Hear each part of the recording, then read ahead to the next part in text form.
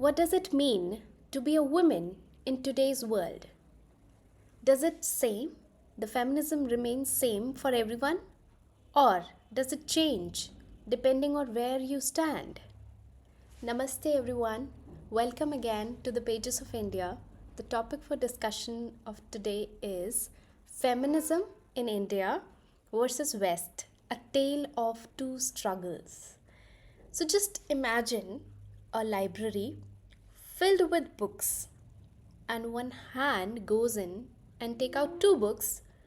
One, Virginia Woolf's A Room of One's Own. The other, Urmila Pawar's The Weave of My Life. Two books, two continent, two feminism. But do they face the same struggle, or do they fight different demons? Now, the Western feminism was born out of the struggle for gender equality.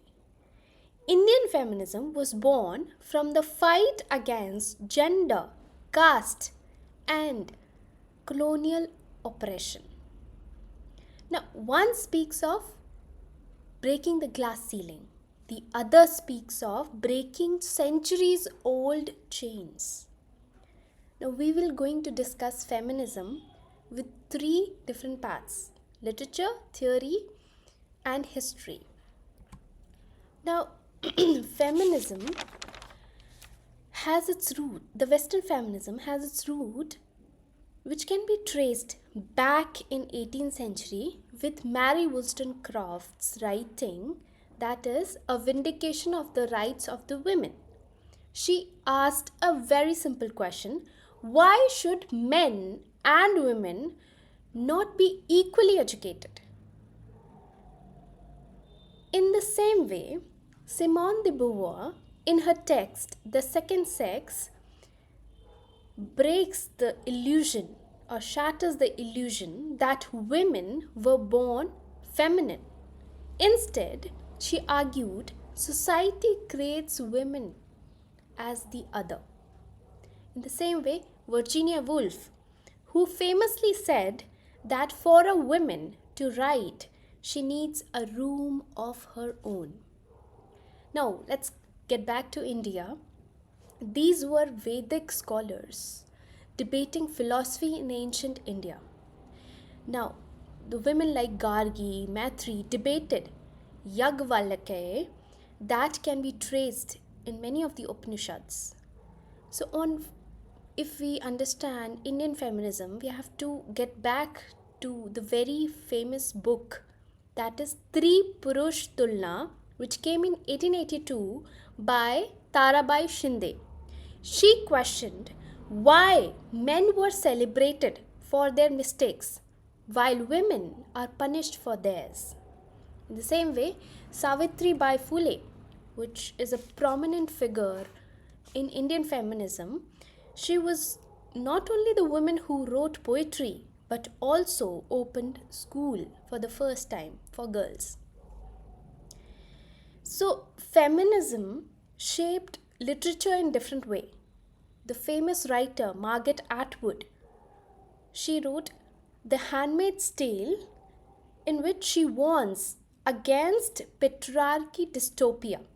In the same way, Indian writer like Ismat Chugtai, we all know about her, her writing Lihaf explored female sexuality in a way radical of their time. So now Western feminism can be seen in a very individualistic light.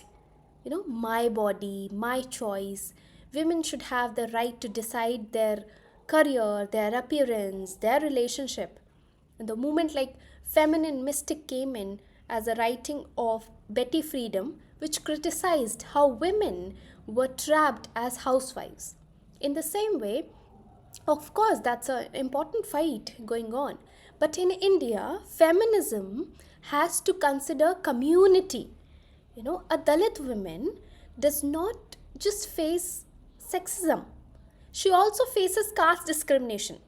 That's why writers like Urmila Pawar in The Weave of My Life, writers like B.R. Ambedkar in The Alienation of the Caste Writers like Bahama in the writings of Kuruku, or the Meena Kandaswamy in her writings like When I Hit You, focuses on caste, oppression, and patriarchy. Even the writer like Arundhati Roy in The God of Small Things, she also talks about gender discrimination and caste oppression.